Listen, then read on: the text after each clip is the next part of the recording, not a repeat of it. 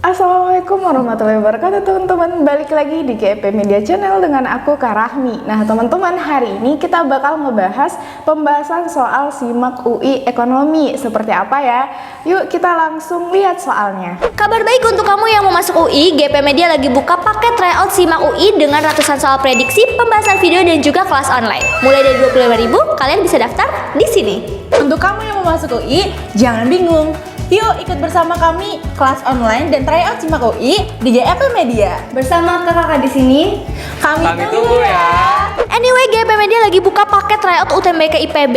Benefitnya selain TO, kalian bisa dapetin ratusan soal prediksi, pembahasan video dan juga kelas online. Nah, mulai dari 25.000 kalian bisa langsung daftar di sini. Kalau kamu mau ikut UTBK IPB, yuk belajar di GP Media. Semangat! Dadah! Sebelum aku kasih tahu informasinya, aku mau ngingetin lagi nih kalau GP Media lagi buka tryout. Nah, dari 15.000 aja kalian udah bisa dapetin fasilitas 3 kali tryout, dapat ebook, video pembahasan, prediksi kelolosan PTN dan juga ada kelas online-nya lah. Jadi buruan, tunggu apa lagi? Yuk daftar sekarang. Kita lihat soal pertama, jika harga beras naik dari Rp10.000 per kilogram menjadi Rp15.000 per kilogram yang mengakibatkan perubahan jumlah beras yang diminta dari 150 ton menjadi 100 ton permintaan beras bersifat. Nah teman-teman gitu ya, ini materinya terkait dengan elastisitas permintaan. Nah jadi elastisitas permintaan itu ada 5 macam. Yang pertama ada namanya permintaan yang elastis. Nah jadi permintaan elastis itu ditandai dengan nilai koefisien elastisitasnya lebih besar dari 1. Ini dapat dilihat dari persentase perubahan dari barang yang diminta lebih besar dari persentase perubahan harga. Contohnya ini adalah kebutuhan barang mewah gitu ya. Nah kemudian yang kedua ada namanya inelastis. Nah kalau misalkan inelastis, nilai dari koefisien elastisitasnya itu lebih kecil dari 1. Dapat dilihat dari persentase perubahan dari barang yang diminta lebih kecil dari persentase perubahan harganya. Biasanya ini untuk barang kebutuhan pokok. Yang ketiga ada namanya elastis uniter. Nah, elastis uniter ini ditandai dengan koefisien elastisitasnya itu sama dengan 1.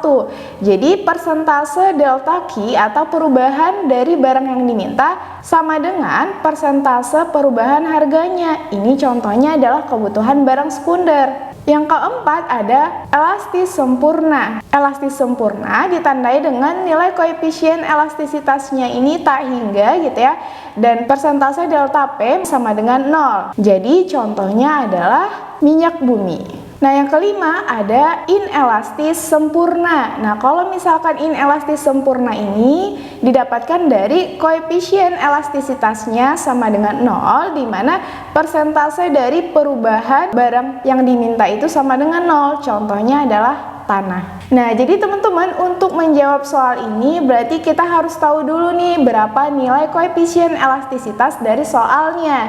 Nah di sini udah diketahui kalau misalkan harga barang awalnya itu adalah 10.000, berarti P1 nya sama dengan 10.000.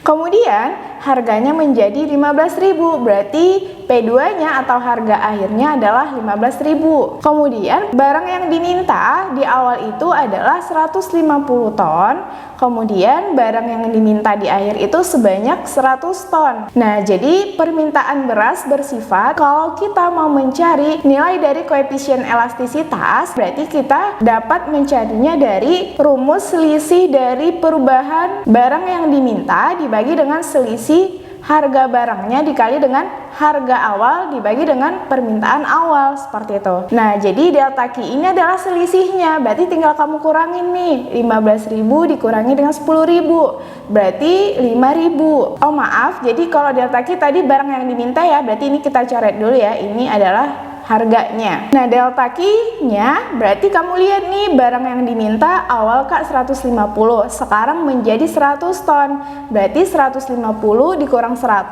berarti selisihnya itu adalah 50 gitu ya. Dibagi dengan delta P atau perubahan harganya. Perubahan harganya berarti kamu kurangin yang awalnya Kak, di akhir itu kamu cari selisihnya aja ya. Jadi 15.000 dikurangi dengan 10.000 berarti dia 5.000 dikalikan dengan harga awal jualnya 10.000 dibagi dengan permintaan awalnya itu adalah 150 ton. Nah, sekarang bisa kita coret ya, 5.000 sama 10.000. Ini kita coret 2 dan ini kita coret 50 sama 150, 1 dan 3. Berarti Kak, 2/3. Jadi 2 bagi 3 itu adalah 0,6. Nah, jadi teman-teman, nilai dari koefisien elastisitas dari soal ini adalah 0,6. Berarti ini masuk ke jenis-jenis elastisitas permintaan yang kedua, yaitu sifatnya inelastis. Kenapa Kak? Karena nilai E-nya lebih kecil dari 1.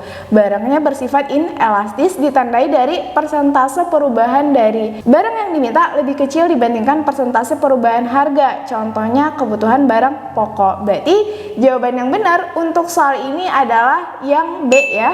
Karena nilai E-nya lebih kecil dari 1, berarti permintaan barangnya bersifat inelastis.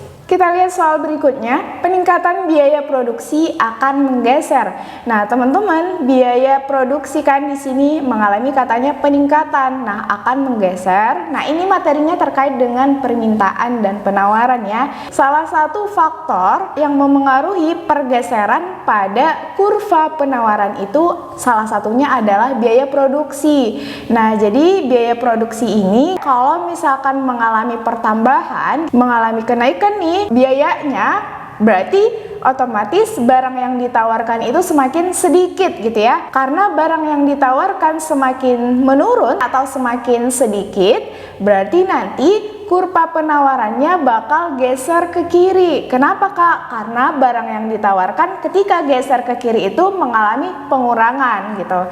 Jadi kalau misalkan kita lihat jawaban yang benar dari soal ini opsi yang A, kurva penawaran ke kiri. Nah, ini sudah tepat. Untuk opsi yang B, kurva penawaran ke kanan, salah. Kenapa Kak? Karena balik lagi ya, kalau misalkan biaya produksi itu meningkat, berarti barang yang ditawarkan si perusahaan itu bakal menurun. Nah, yang opsi C, kurva permintaan ke kiri, salah karena faktor yang memengaruhi pergeseran kurva permintaan itu bukanlah biaya produksi, tetapi dia itu nanti terdiri dari ada namanya pendapatan, kemudian ada selera, kemudian harga barang substitusi, komplementer, jumlah penduduk, seperti itu ya. Jadi makanya opsi yang C itu salah. Untuk opsi yang D, kurva permintaan ke kanan juga kurang tepat. Untuk opsi yang E, kurva permintaan ke kiri dan menggeser kurva penawaran ke kanan. Nah, ini juga kurang tepat. Nah, jadi jawaban yang benar teman-teman untuk soal ini adalah yang A. Kita lihat soal berikutnya, jika fungsi tabungan S sama dengan min 500 tambah 0,25Y, besaran marginal propensity to consume adalah sebesar. Nah teman-teman, jadi kalau ini materinya berkaitan dengan fungsi konsumsi dan investasi. Nah di sini tuh dia udah diketahui nih fungsi tabungannya. Nah kalau fungsi tabungan itu didapatkan dari minus A ditambah 1 minus B dikalikan dengan Y.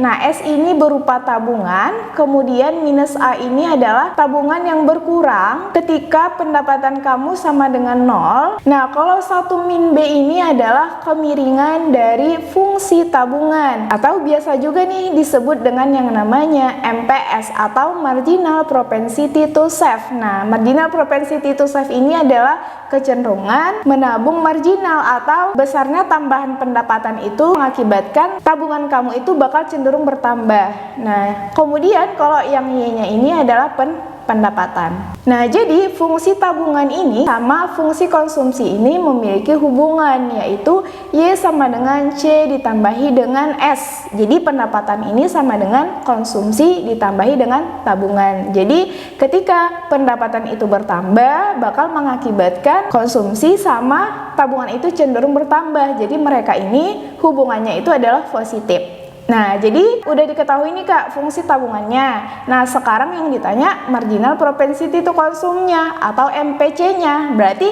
MPC itu kita dapatin dari fungsi konsumsi gitu ya. Nah, kalau fungsi dari konsumsi adalah A ditambah B dikalikan dengan Y. Nah, C ini sama dengan konsumsinya.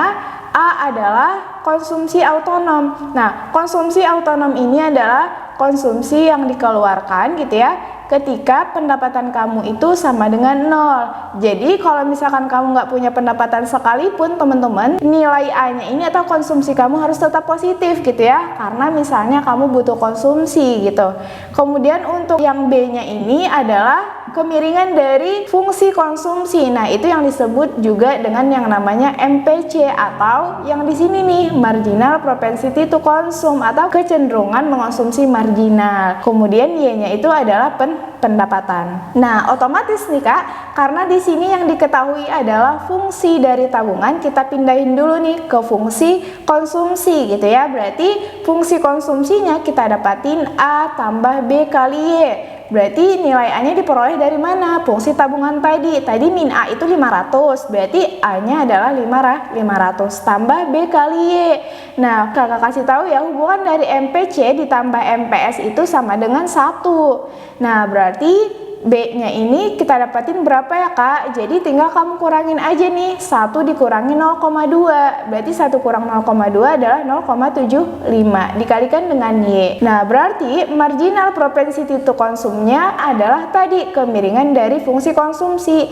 Yang ini ya, 0,75 ya. Berarti 0,75 ini sama juga dengan kalau kakak sederhanain 75/100 gitu ya, atau sama juga dengan 3/4. Berarti jawaban yang benar untuk soal ini adalah yang B, 3/4. Kita lihat soal berikutnya, manakah yang bukan merupakan contoh kebijakan fiskal ekspansif. Nah teman-teman, berbicara terkait kebijakan fiskal ekspansif, kebijakan fiskal itu adalah kebijakan yang diambil oleh pemerintah dari penerimaan dan pengeluaran anggaran untuk menjaga kestabilan nilai si rupiah gitu. Nah jadi kalau si pemerintah mengambil kebijakan fiskal ekspansif, jadi ini kebijakan untuk menambah jumlah uang yang beredar. Berarti kalau si pemerintah mau menambah jumlah uang yang beredar, berarti lagi terjadi masalah nih. Masalahnya adalah jumlah uang yang beredar di masyarakat itu lagi sedikit atau lagi turun, ditandai dengan yang namanya deflasi. Kondisi deflasi ini adalah jumlah uang yang beredar itu lebih kecil dibandingkan jumlah barang dan jasa. Jadi karena jumlah uang yang beredarnya lebih sedikit dibandingkan jumlah barang dan jasanya gitu ya, berarti si pemerintah mau menstabilkan nih jumlah uang yang beredar tadi biar dia semakin banyak gitu atau mengalami pertumbuhan. Nah caranya pakai yang namanya kebijakan fiskal ekspansif atau kebijakan fiskal untuk menambah jumlah uang yang beredar. Jadi instrumen yang dia pakai untuk meningkatkan jumlah uang yang beredar tadi dengan cara yang pertama melalui pajak. Nah pajaknya balik lagi penerimaan negara gitu ya, jadi pajaknya itu diturunkan. Kenapa Kak? Karena jumlah uang yang beredar itu lagi sedikit atau ekonomi orang itu lagi lemah. Biar jumlah uang yang beredarnya banyak lagi, nah si pemerintah bakal menurunkan pajak. Yang kedua, melalui yang namanya pengeluaran pemerintah. Nah pengeluaran pemerintah karena ekonomi orang lagi lemah nih, berarti si pemerintah bakal nambahin nih pengeluaran pemerintah agar ekonominya bagus lagi, terus jumlah uang yang beredarnya bisa nambah lagi, terus konsumsinya bisa meningkat lagi, seperti itu. Makanya pengeluaran pemerintahnya dinaikkan. Kalau kita lihat ke opsi yang A, pemerintah menurunkan pajak kendaraan, berarti ini sudah tepat ya, karena tadi si pemerintah mau menurunkan pajak. Kemudian opsi yang B, pemerintah meningkatkan subsidi BBM. Nah, subsidi BBM ini adalah salah satu pengeluaran dari si pemerintah. Nah, berarti dia di sini katanya mau ningkatin kan? Berarti pengeluaran pemerintahnya dinaikkan ke subsidi BBM. Berarti untuk opsi yang B udah benar. Untuk opsi yang C, pemerintah meningkatkan pengeluaran udah benar ya. Untuk opsi yang D-nya, pemerintah meningkatkan subsidi pupuk kepada petani. Nah, ini benar juga karena balik lagi ke subsidi itu adalah salah satu pengeluaran pemerintah. Kemudian untuk opsi yang E, pemerintah menjual surat berharga. Nah, ini teman-teman kurang tepat karena ini masuknya kebijakan moneter gitu ya. Jadi kebijakan moneter itu adalah kebijakan yang diambil oleh bank sentral untuk mengendalikan jumlah uang yang beredar atau untuk menjaga nilai mata uang rupiah. Nah, jadi kalau dia ngambil kebijakan fiskal ekspansif, dia ini